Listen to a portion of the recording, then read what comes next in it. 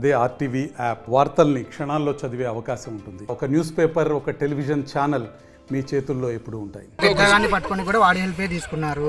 చాలా చిన్న చిన్న కేసులలో కూడా వాడికే తీసుకున్నారు.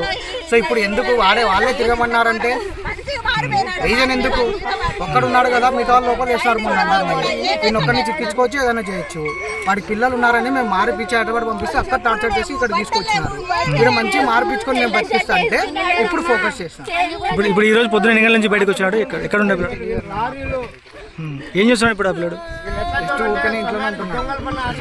ఇప్పుడు హైదరాబాద్లో వేరే చిన్న ఏదో గోడౌన్లో పనిచేసుకునేవాడు. అక్కడ పోయి పట్టుకొని వచ్చినాడు. ఎప్పుడు వరకు వచ్చారు? ఒక 4 months 5 months బ్యాక్ అయింది.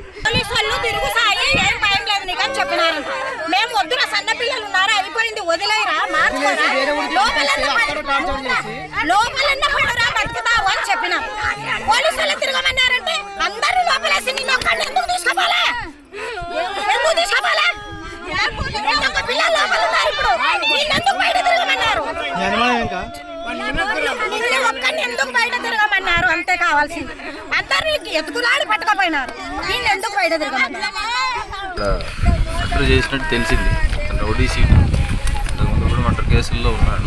దానిపైన ఎవరు చంపారు అనేటువంటిది క్లారిటీ రావాల్సింది. వాడికి పిల్లలు ఉన్నారని మంచిగా మార్చుకున్నాము. మంచిగున్నాడు. వాడికి పోలీసు వాళ్ళు ఇన్ఫర్మేషన్ తీసుకొని మరిన్ని వీడియోస్ కోసం ఛానల్ ని సబ్స్క్రైబ్ చేయండి. లేటెస్ట్ అప్డేట్స్ కోసం వాట్సాప్ ఛానల్ ని ఫాలో చేయండి.